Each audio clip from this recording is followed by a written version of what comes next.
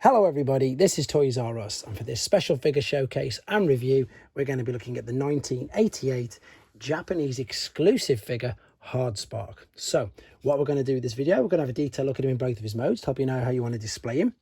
We're going to have a look at the packaging which he comes in, because as you'll see he's packaged very differently to how Hasbro packaged theirs, and he's also quite a different colour and shade in both modes, as you can see here. So we will be looking at the differences as well between the Japanese Takara version and indeed the standard Hasbro one.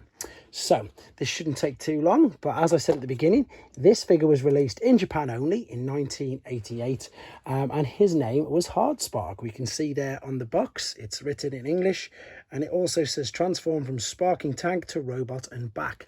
We can see there the sparking motion that I'm going to try to get to work, but I don't really know if it does.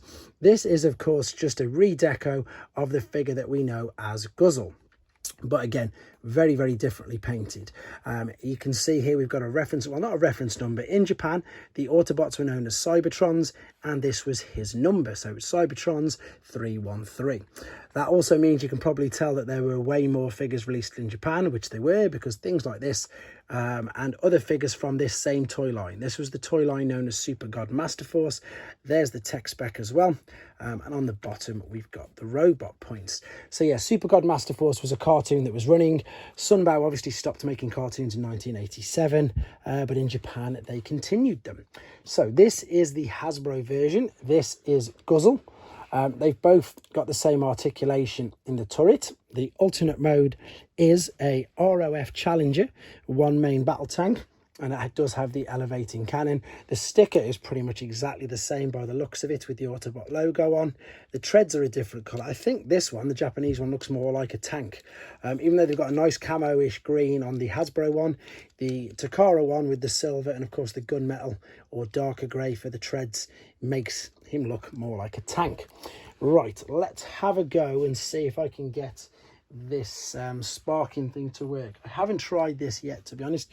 I only got this guy fresh and unboxed him this morning. If it doesn't work, I'll try the Hasbro one. The sparking motion, oh, there's a little bit there. Oh, it was actually working a teeny bit then. Ah, there you go. I don't know if you can see that, but this is basically a bit like an old school lighter with the flint on it, and that is the sparking gimmick that works. They were known as Sparker Bots in the Hasbro continuity, and they were known as Sparker Dash in Japan. So let's have a quick look at the robot differences then. The transformation process is super simple.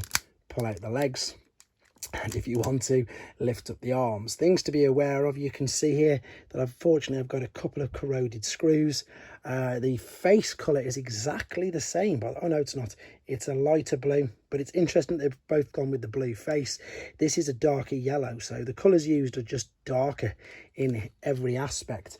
Of course, the other big difference is again that this was packaged in a box, and just inside a little bit of foam, whereas the Hasbro one was packaged on a bubble onto a backing card like so.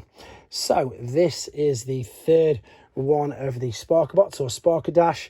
There is videos on the other two with the differences, and I'm going to be uploading a video with all three so you can see the differences between the Hasbro and the Takara variants.